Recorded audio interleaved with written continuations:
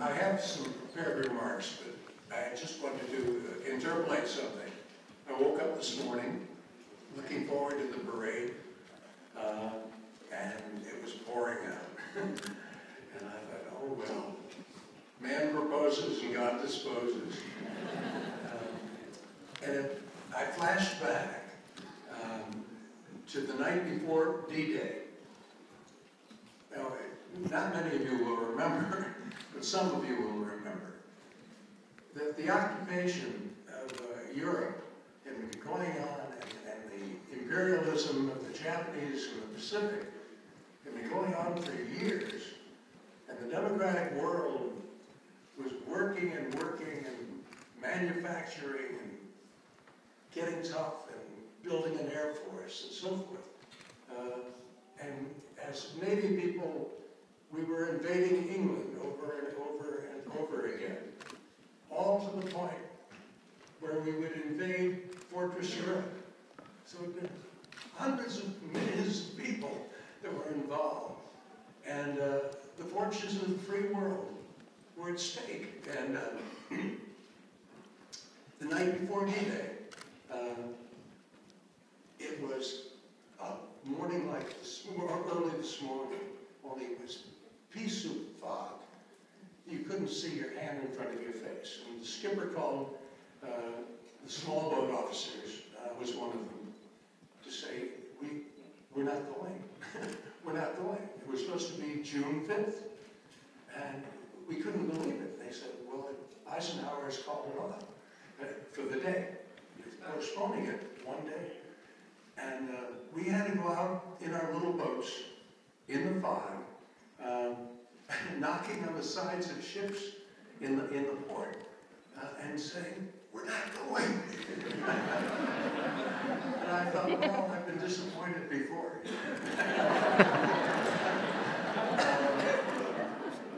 We went, and on June 6th, the invasion happened. And but I just want to remind you that we all prepare, we all have our hopes up, and I really feel so terrible for the kids, particularly, who are cheated out of today. However, life goes on.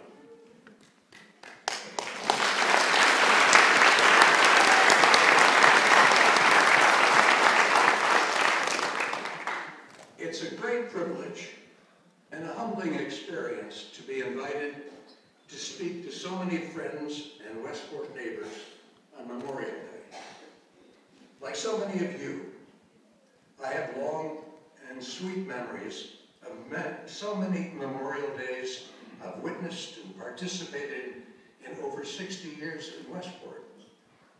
It's a very special and poignant part of living here. It's a time for looking back. And with so many of our children with us, a time for looking ahead. Like many of you, I've seen my kids march as Brownies, march as Cubs, and march as Scouts very proudly. I myself remember marching with the scout troop I was guiding. And I recall once marching at the end of the parade during a troubled time during the Vietnam War, wearing a black armband. A lot of memories, some of them joyful and some of them painful. Memorial Day for the kids of Westport is a wonderful and happy occasion, a chance to declare their special place in the life of this beautiful town. And as their parents and grandparents, we delight every year in their growth. But unlike the children, we can also remember the sad and hard days of the many, many wars that we memorialize.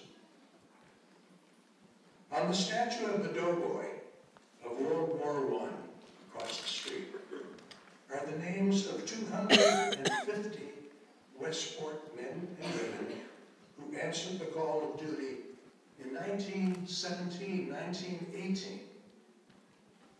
250 from our town that probably numbered no more than 4,000 or 5,000 citizens. On the plaques, remembering those who left Westport to serve in World War II, in Korea, in Vietnam. There are more than 1,600. 50 of them never made it back to Westport. Today, our young men and women are serving all over the world, still engaged in the longest wars in our history in Iraq and Afghanistan, loyally doing their hazardous tours of duty, sometimes repeatedly, for all of us. Their sacrifices, too, should be honored. We may quarrel about the necessity for a war, but we should never quarrel about the devotion and dedication of the men and women who we send to fight. There is mythology about those people, sparked by our television and films. They are not giants, bigger than life. They do not resemble Tom Hanks or John Wayne. The men who hit the D-Day invasion beach with me in World War II look much more like the students at Staples High School or our kids home from college. We should realize that soldiers, sailors, airmen we send to fight our wars in France or Vietnam or Korea were kids like our kids. For those of us who served or waited or worked on the home front, those recollections are hard. And yet, for most of us, we cherish those memories of comradeship and sharing. But we remember what war was, what war is. I've often been told that I was part of the great liberation of Europe. I was in the good war. Every man or woman here who was part of the struggle knows that there is no such thing as a good war. We've been there, and we know that war is a disaster, that war is cruel, that war is brutal, that war does not solve the problems that make wars happen. The best one can say is that our war, the one I participated in, was necessary. If tyranny was not to engulf the world, it was necessary. I never regretted a moment that I served. I don't know a fellow who served with me who ever regretted a moment of his service. We had to fight. We had to fight enemies who wanted to kill us and to kill the ideas of personal liberty and freedom that we had nurtured since our revolution. In this country, we have the freedom to stand up, to speak out, to elect leaders who will make decisions about war and peace wisely and carefully. We have that right and that obligation.